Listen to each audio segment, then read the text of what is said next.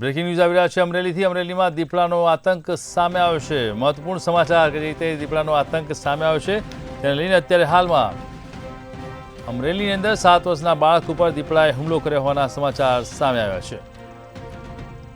ગંભીર ઇજાઓ થતાં 7 વર્ષીય બાળકનું મોત થયું છે। તો અમરેલીની અંદર મૃતકને બાળકને અમરેલી હોસ્પિટલમાં ખસેડવામાં આવ્યો છે। મધ્યપ્રદેશના ખેત મજૂર પરિવારના પુત્રનું મોત થયું છે। 7 વર્ષીય અમિત જંગલાભાઈ મંડલિયાનું મોત થયું છે।